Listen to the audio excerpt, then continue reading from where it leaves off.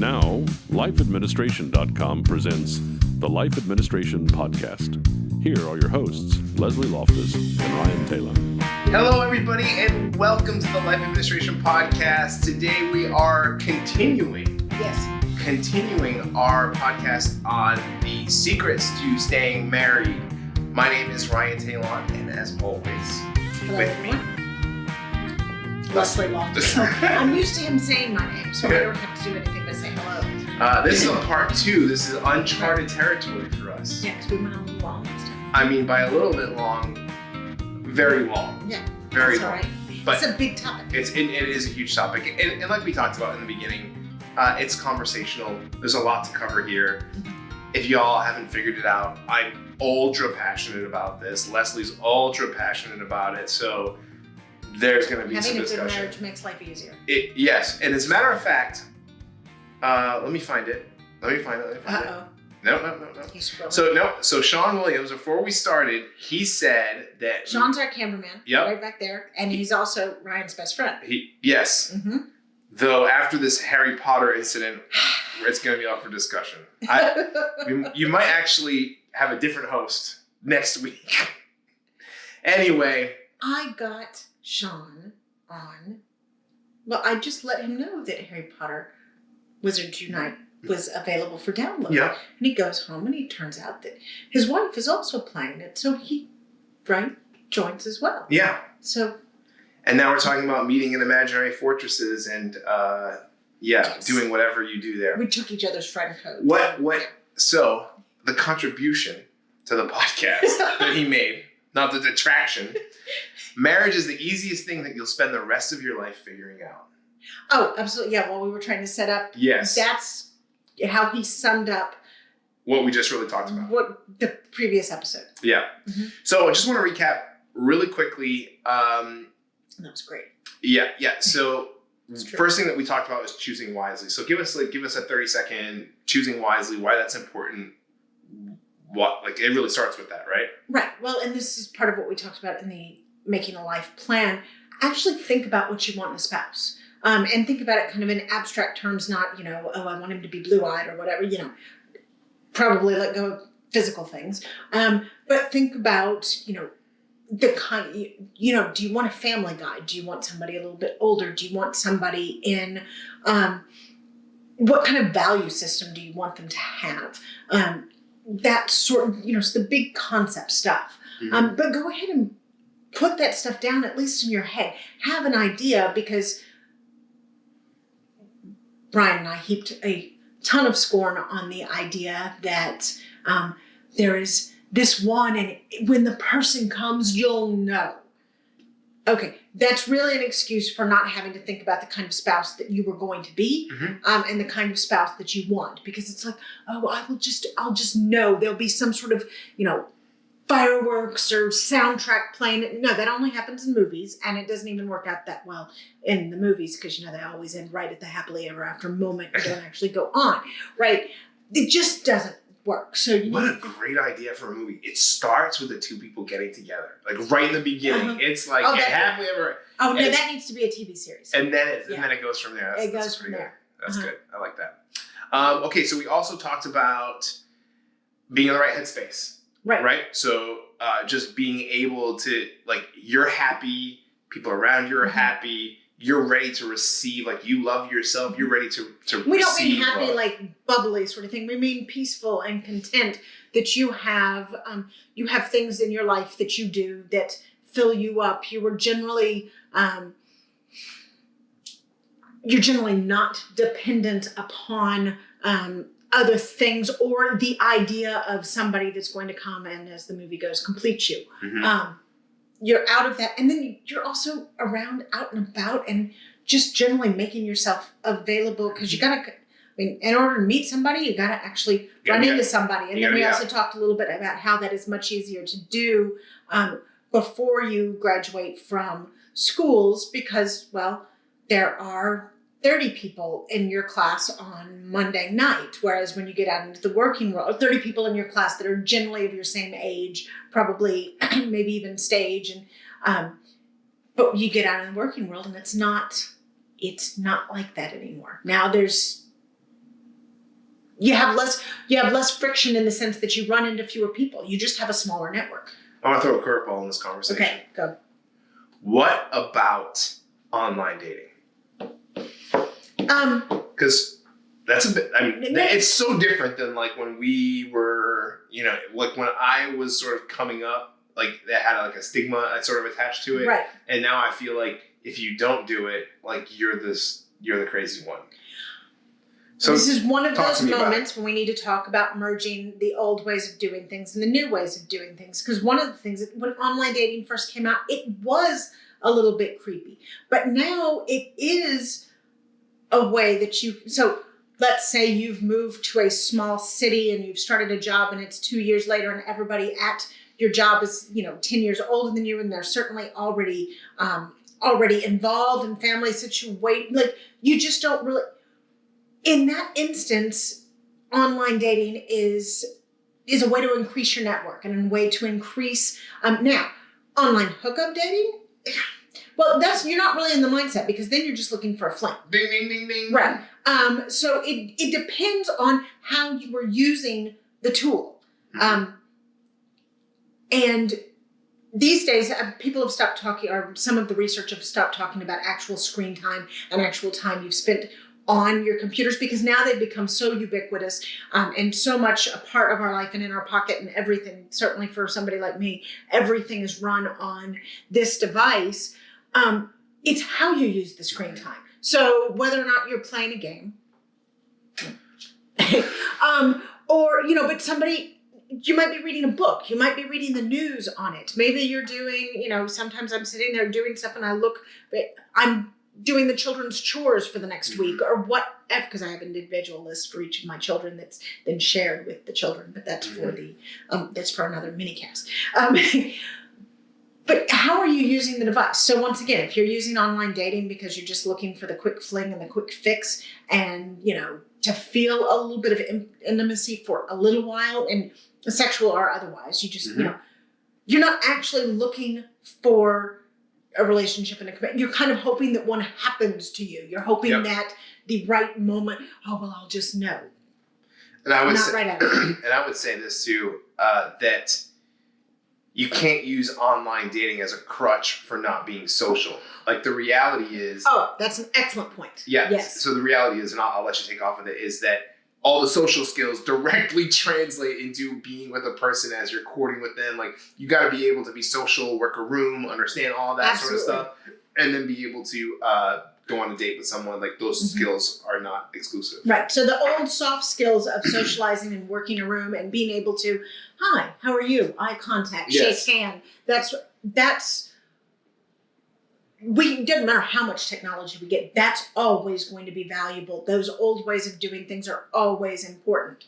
What this can do is if you find yourself in an isolated situation for life, like I said, you're in the small city, you happen to live and work in a part of town where everybody's already older or otherwise committed, it can help. Yep. It can help you expand. Yep. It's not a replacement. It's not a replacement. Addition to. It's an addition to. And I would challenge people that you're much more likely, I believe, to get that initial spark from someone that you just sort of meet when you're doing life. Right. Versus like an online dating sort of situation because you have like, your body's going to have this like physiological response when you see somebody, right? Whereas like online it's swipe, swipe, swipe, swipe, A, swipe. Swipe. B, those are very highly curated pictures. Right. So yeah, you lose a bit of the spontaneity, even though it feels like it's all spontaneous, oh, well, cute. Then, you go on and you feel like you're being spontaneous. Not so much because there's no spontaneity really that was involved in putting together those profiles and those pictures. And so the person is presenting an entire persona complete with the questions that they've answered, how they've answered them. Whereas when you just, you're out hanging with friends and you run into somebody at the pub, it's totally different. Or you're volunteering for some organization, so you're at the local Houston food bank and you're volunteering there and you meet somebody and you strike up a conversation. Let's see where it goes. Exactly. Next thing we talked about was our big things. So for me was the 5 love languages. I'm just going to recap them very, very quickly. Receiving gifts, quality time, words of affirmations, acts of service, and physical touch. Not going to really go into them here. Right. We just talked about them for about 30 minutes on the previous podcast. I really would encourage you to go back and listen to that. Leslie, and your big thing was? My big thing was kind of an overall concept for that was worry about more about the kind of spouse you are than the one you have. Now, we haven't mentioned this at the beginning. When we're talking about any of this marriage stuff, we are not talking about what I call the big 4 A's, okay? Abuse, addiction, abandonment, and adultery. All right, because if I'm telling you worry more about the spouse you are to somebody's being abused, that's callous. No, we're talking about the irreconcilable difference, just the plain. We're not getting along because we're too different. Or he just doesn't do it for me anymore. Yeah. We're talking about that kind of low-level conflict. Or I'm just bored. That's what I thought of this the other day. Sorry, the Pina Colada song came up. We're talking about the Pina Colada song problems. Yes. Me and my old lady, we'd fallen into the same old dull routine. That's what those relationships have gotten to there. Yep. That's what we're trying to avoid with this. If you have one of the 4A problems, that's something that you need to seek help with. The mentors you have around you. That's not life administration. That's life intervention. Right. That's a different scope of thing that we need to deal with. Exactly. Okay, so I want to kind of get into the nuts and bolts of this really quickly. And I really want to base it upon your big thing because you kind of layered it on top of mine. And I think that there's a lot to pull out there. So worry about the spouse that you are more so than the spouse that you want or that you have, right? Oh, so sorry. When I came up with that, I was married at the time. So. Yeah, so and still married. And still married. Oh, yeah.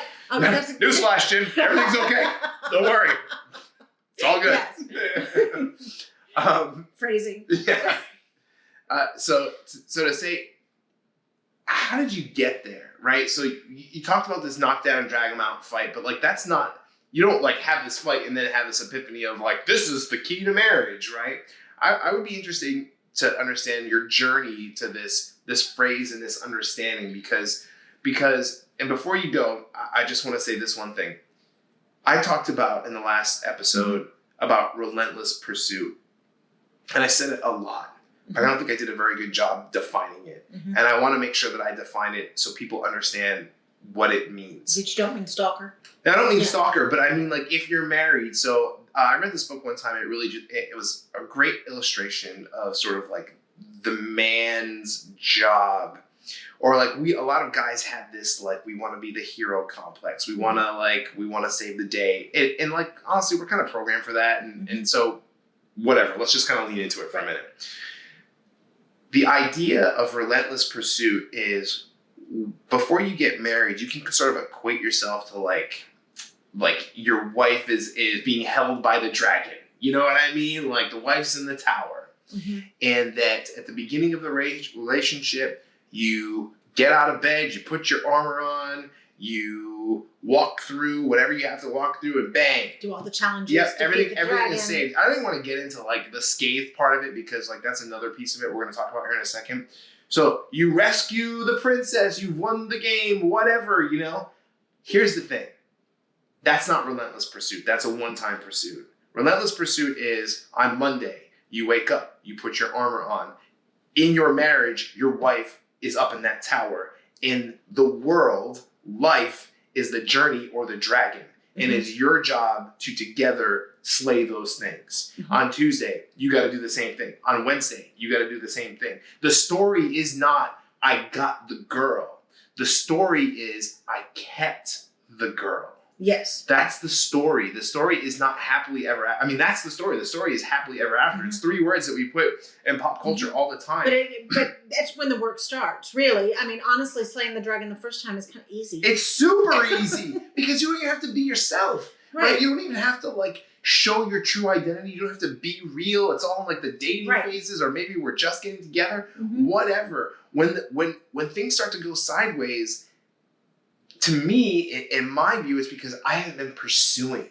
I haven't been pursuing my wife the way that she needs to be pursued. That's one of the ways that she feels love. You know, I gotta get after her. I gotta show her that I love her. So that's what I mean by relentless pursuit. This is not a one-time thing. I checked the box. I'm done. I've been the hero. I got the girl. Right. Happily well, and again, you're giving an example of what I'm talking about. You're worrying more about the type of husband you are than the wife you have. Exactly. Which is why I wanted to kind of give that example. Which is, you know, and one of the things, because you do that, she feels much more comfortable. Like, the more you each do it, because eventually, you know, at the beginning, somebody's got to start this whole cycle of, you know, I'm going to worry more about you than me. Mm-hmm. So that has to start. But once you both start doing it, you gain more confidence. Absolutely. And, you know, because different stories, but we've kind of been through the same thing. I started out very much scorekeeping in our marriage, and got through that, and I'll go through that in a sec. But the first time, terrifying. Second time, not so terrifying. By the time you kind of get a rhythm of it and you actually trust each other, like a little bit like trust falls, you know, I know he's going to catch me. He knows I'm going to catch him. Well, then, geez, we can start leaping off the stage and doing, you know, I mean, we have a whole lot more reach because we know each other has the other's back, for both emotional things, for time things, just all, because we're constantly thinking about, okay, well, what does my other one need? Mm-hmm. And not that we never make mistakes in that, because but then it's easy again to switch back and say, oh shoot, yeah, sorry, because then also it makes it easier to say you're sorry when you screw up, because that's a big one. And by the way, that'll be big with kids too, because you screw up and you need to be able to say you're sorry. Okay. But how I got there. So I started out marriage. I thought it was transactional. You do this for me, I do this for you, and this is just how. And nobody had ever explained it that way to me. It's just that's how I was treating love. Love was transactional. This does not make for it makes for a roommate situation. Mm-hmm. You know, you can say, okay, well, you know, when I was living with a man. It's one of my college roommates. Okay, well, we can split. Well, I'll get the phone bill and you get the water bill, or what? I mean, you can do that kind of transactional stuff with you can't really do it in a marriage, or it doesn't usually work out well. Mainly because you're not thinking of each other in a partnership and a team kind of role. So I had been the really good girl while we were dating. I was 10 years younger than he was. I was willing to move where he wanted to, where he wanted to move. I was a little cranky about being in Houston, but I knew one of my life plan things was I knew I wanted to be at home with the children when we eventually had children. So I was willing to have my career be the second career. So I was, as far as I was concerned, and I was in the wilderness religion-wise, so it was still important to him. He was a cradle Episcopalian, and it was important to him that we be in that church. And I was like, fine, I'll go through confirmation. No problem. Happy to do that for you. So as far as I was concerned, I entered into the marriage with a whole tally of... Look at all the things I've done for you. Look at all of the things I've done for you. And what you're telling me that, you know, you're not doing da-da-da, you know, and then I had a long list of things that I never actually explained to him that I wanted. Well, Covert contract. The Houston one I had. Because I did not want to live back in Houston. And he was on that one. He's like, Leslie, you've chosen Admiralty. I'm an oil and gas attorney. New York, Houston, London. That's where those two careers fit. Like, you've chosen Admiralty. This is where you can live. Yeah, exactly. These two careers, I'm oil and gas, you're ocean. Those are the three cities. Yeah. You don't want to live in New York. Totally with that. We might live in London later. And we did, actually. But I was holding over. I can't believe we're in Houston. I can't believe we're in Houston. I was the native Houstonian who did not want to come back. And I'm now very happy that I am. But another story altogether. So I had this whole tally of things that I was keeping over his head. And then he wasn't willing to work with his bride. And I had the priest at our church who married us. who helped me learn where my transactional nature came from, like where I got the idea, and helped me get over that. And then I had 2 marriage mentors. One was my college mentor, who's 25 years older than I am and much further along in the state. And the other one is a girlfriend my age, but who had gotten married younger. So she'd been married about 10 years by the time Jim and I got married. And between those, and Jim had relentless faith that he's like, no, you're going to figure this out. I was obnoxious. I was mean. I was rude to him. I assumed all bad motives on his part. So after the quick honeymoon period of the first 2 or 3 months of our marriage, I was a bit of a beast for the next 7 or so months. And it was about month 9 that we had a big knockdown drag out that started over who made the bed in the morning.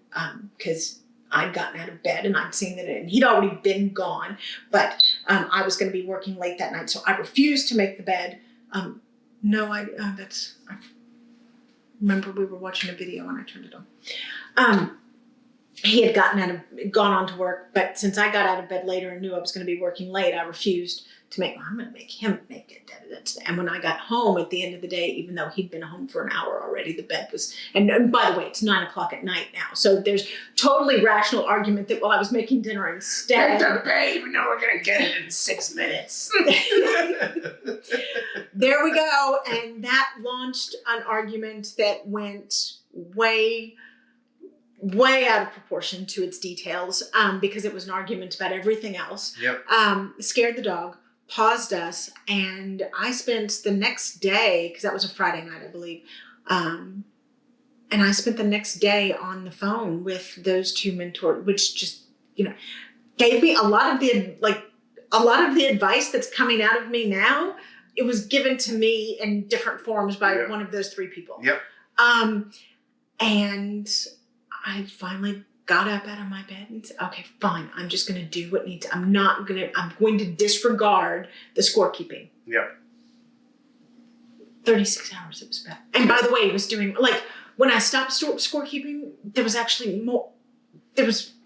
Oh yeah. Yeah. It's crazy, you right? look back and you're like, what in the? Your spouse can they can sense your motives, they can sense your mood, and they can sense if you're doing things with joy in your heart and happiness, they want to do things with joy and happiness, right? One of the things that I wanted to say in the last podcast, and people have said it before, and so it's not an original idea or anything, but the idea of 50-50 doesn't work. It's 100-100. Absolutely. Oh my gosh. Yeah. So that if you can get there, and now understand that's you had a moment, you had a transformational moment that got you into this. Okay, now things are going to be different. Mm-hmm. If you can somehow avoid that moment, that's very good, right? Absolutely, very good. Because this was not fun. This was terrifying, and frankly, I could have easily gone the other way and just screwed up both of our lives. There are 4 children down there that wouldn't exist. Yeah. I mean, it just. And to the point of calling people that are around you that are mentors, my guess would be that their advice, if I could sum it up in 2 words, would be press in, right? Like try harder, right? Do more, because that's just it was a little bit of let go and do more. To let go, right? Because you had this thing that you were holding on to, right? Mm-hmm. And for me, when my marriage was in a really rough shape and I was traveling a ton, I was never home. Mm-hmm. It was the same kind of thing. I'm ready to be done here, and we're fighting all the time, and it's just not working out. Mm-hmm. This is hard. I'm not happy. But the people around me that I trusted, that I called, that I talked to, it was the same kind of thing. It was press in. Honestly, and I think this is one of the reasons that this podcast topic appeared so highly in our requests when we, because I had about 20 topics that I gave to Ryan, and he did a little bit of market research with, and how to stay married was number 2. Yep. And I think one of the reasons there's fewer people out there who know how, like finding the people that can help you and mentor you through this. Absolutely. So funny, my brother is 10 years younger than I am, and his wife is the youngest of 5. Mm-hmm. But both of them come from intact households. All of their siblings are in solid 10-year plus marriage because both of them are younger, right? So it was a funny I remember at their wedding, there were a couple of us, there was some older couple talking around, and they're like, well, and it wasn't that there was anything like at issue with it, you're just talking banter, like how's this going to work out, all this kind of stuff.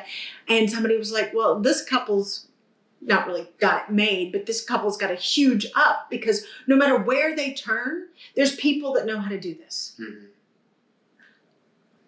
That's not typical. It's not the case. That's not the case. It's not typical. And I think that's why this appeared so highly, because people really want to know this information, and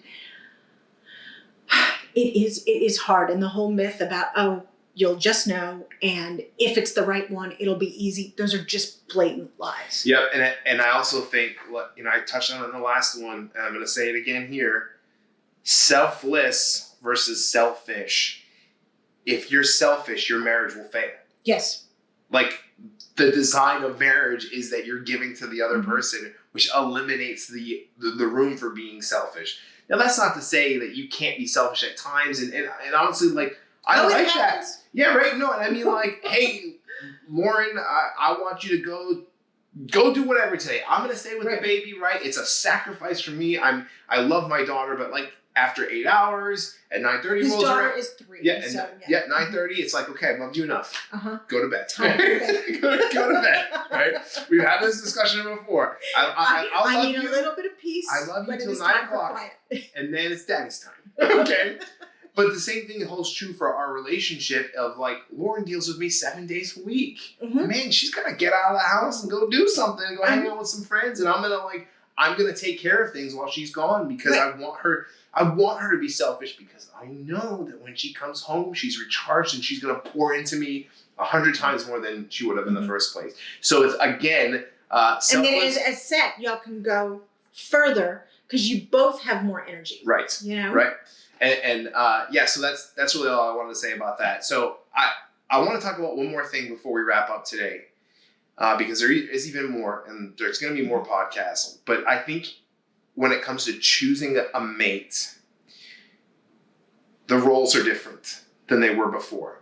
50 years ago, it was society conditioned. They were generally set. Yeah. You were conditioned to say, this is what I do. Woman was conditioned to say, this is what I do. You knew what the husband did. You knew what the wife did generally. There might be a little bit of give in the details, but generally, the roles were set. And I would say that now it is way all over the spectrum. Correct. And I even look at my marriage, and there are some things that I do that are against maybe what the traditional roles were. Like, I'm a very sort of like hands-on father, right? Like, I gave up my well-paying corporate job so I could be a music teacher, so I could spend time with my family. Right? That's not for everyone. I understand that. But in my household, for what works for us, my role is I want to be a 10 of 10 dad. And I don't think that there's a way to do that unless I have quality time with my daughter, especially in her first 5 years. That's very typical. Right. But what it means, okay, so back when the traditional roles held sway, well, you didn't have to think about it. As a matter of fact, you couldn't think about it. And you kind of plugged into them, and that's the way it was. So the advantage now is that we can define our own for the most part. I mean, there's some, like, the women have the babies. What? Yes, I know. And there are certain temperamental differences both at the gender level and at the individual temperaments level, okay? But with all of that choice means at the beginning, we need to discuss this. Yeah. We need, when you're getting married, you need to have okay, well, who's going to do what? Like, for instance, one of the things with Jim and I was very clear that I wanted to be the one to stay home with the children when we had children, which was fine, so that, that also goes more along the lines of the traditional gender roles. But we needed to say it up front. Absolutely. Because now it is not expected. And also, sometimes it's the dad, like we have two people in our life that are close to us, and the way that their lives have worked out, both of those dads are generally more the at-home available parent, and those marriages they're very young. Those marriages they're very early married, not very young. Moving into that direction where it's more dad at home and mom doing, and then both of the dads have freelance jobs at home, but they're the flexible parent. They're the available at-home parent. Okay. Cool. Fine, totally fine. But you need to actually set that forth up front in a way that you didn't have to 50 years ago.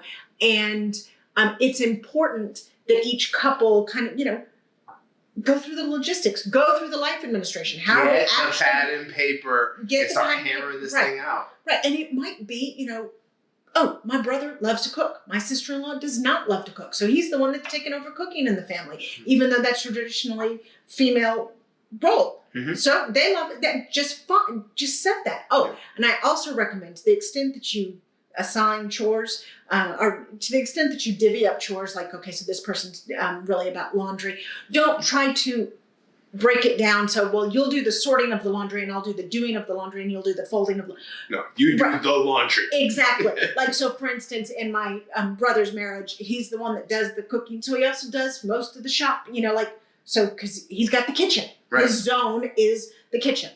Yeah, makes perfect sense. So what I would say, and also I want to hammer this home. One's not better than the other, right? Where you'll get an argument from me is when people are expecting it to be 50-50. We'll have 50%, 50% of the dads and 50% of the moms. I think that's unrealistic for a host of reasons we'll talk about later. But it should be unremarkable. The fact that dad's the one at home should be struggling. Yeah. Okay. Okay. That Cool. just is. Yeah. And so I would just say, I was told, when you enter a relationship, everybody brings baggage. Yes. You just got to make sure you have a matching set. And this is exactly what this is. Mm-hmm. You really want to get down to the core of how you're going to live your life, what role you think that you're supposed to take, and what role, and then is that compatible with the next person or with the person that you're going to be with? Now, I will say, and I know we're going to talk about change just a touch, but have you seen these roles change as marriages have progressed or gone on longer? Or do you find that, like, once you kind of set them, that they're set? Or do we need to have, like, a State of the Union address to, like, figure out what we're doing moving forward? Every once in a while you do need to have kind of a State of the Union address. Partially if you haven't planned it out, if you haven't talked about it in the beginning and the change is coming up gradually and kind of by surprise. Then you need to sit down and have a discussion about it. But no, for instance, the two friends that I just talked about where, they started out as the traditional dad's going to work outside. Well, actually, they were both working. And then when they had kids, it started out a bit, well, dad's going to work and then mom is. But then through various things going on with different companies and startups and all this kind of, this opportunity. And the next thing you know, it just kind of shifts to where dad's more the one at home with freelance, which makes more sense, especially since the children are a little bit older. And by that, I mean, not that it matters as much to the children, which parents at home earlier, but women have a recovery period after delivery. So and also if they're nursing or it makes more sense, right? So when you're talking about 2 and under, the logistical weight is for mother, because mother's recovering, child is physically more attached, but you can certainly shift it the other way. And in both of these cases with the children over that 2-year phase, the fact that all of a sudden dad seems to be the one at home is really, actually it's working. But you do need to have a bit of a discussion, if only just to like manage expectations and say, oh, this is what we're doing. This is where it's going. Oh, we're fine with this. The kids are fine. Well, let's continue. This is working for us. And the other change I wanted to talk about is when people are looking for that other person, they think, oh, okay, well, this person is 90% perfect, but I'm going to change. Let's call it something mundane. Okay, but he smokes. I don't want to smoke. Okay. It's probably a bad idea to think, oh, well, once we get married, I'll manage to convince him to stop smoking, or I'm going to change him. Okay. Again, and you can throw in any sort of thing that you want to in here. That's not as happening. Nobody wants to be a fixer-upper. Nobody wants to feel like they're being manipulated. But if you go into the marriage thinking, you know what, it's 90% of what I'm not really thrilled about the fact that he's a smoker, but he's the man I've chosen. I love him. I'm going to take him wholly as he is. And I'm going to worry more about the spouse I am than the one I have. It's amazing how that attitude, when somebody has had that attitude, I don't think I've yet to see it where the change doesn't eventually happen. And I don't mean like 10 years down the road. Sometimes I guess it is. But like it comes quick when the couple feels like they've each got each other's backs. And like your love languages thing, when, you know, in this case, the husband realizes, well, his wife's always got his back and they're really partners. And you know what? He knows that annoys her. He's more inspired to say, yeah, and do it himself, which means it's going to hold more because he's not being manipulated into doing it. It's not being, because she loves him anyway. It's fine. So change happens, but if you're trying to force the change, oh, well, then forget that. So I want to tell a little story, and it really is a little story, and then we'll close this thing out. Around the smoking piece of it. In my 20s, because I can sort of like give. You're a singer. Happened. Don't tell me you smoked. So yes, but really, what it came down to, and my wife like never like pressured me. And it was only for like a couple of years. It was like 2 years. Actually, during the hurricane, my in-laws came to live with us. Like I didn't know you were a previous smoker. And so like anyway, to make a long story short, it wasn't my health. It wasn't my teeth are going to turn yellow and you're going to get wrinkles on your face. It was none of that. It was, I want to be able to give a kiss to my wife and not have her think about smoke. I want to be able to look her in the eyes and be able to hug her close after a long day and not have her smell something on my hair, on my clothes or something like that, because it robbed me of intimacy with her. Because you think she's thinking about that, whether she is or not. You're thinking about that. I know it's a barrier to me loving her the way that I'm supposed to and that I want to. Period. End of story. Right. And so that was the change for me. So I just say that to say, focus on you and the rest will take care of itself. Yep. Outside of the 4 A's. Outside of the 4 A's. The 4 A's are another category altogether. Right. Focus on you. The rest will take care of it yourself. And I say one more thing, didn't talk about it at all. Speak with care and understanding in everything that you do. Yeah. Use words that provide comfort, not hostility. You can get your point across by being gentle. You can get your point across by being harsh. Catch more bees with honey than gentle. Yeah. That is a critical component. Anyway, I digress. Well, thank you guys so much for tuning into part 2 of staying married and finding a spouse and doing all the things that it's required. Like I said, like more to come on this. Really excited to keep talking about it.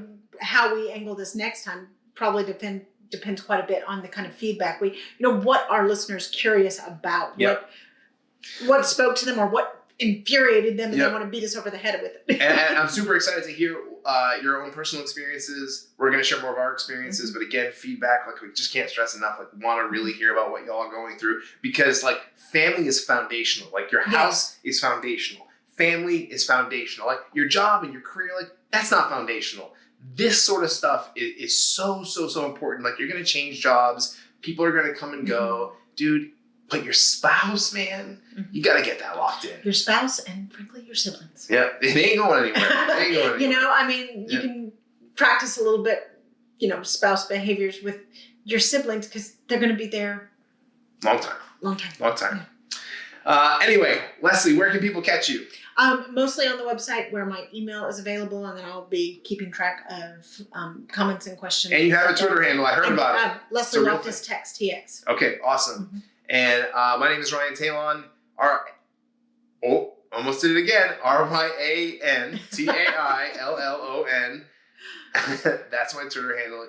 You guys can find me most chatty on there. Again, whatever you want to throw my way, I'd love to talk about it.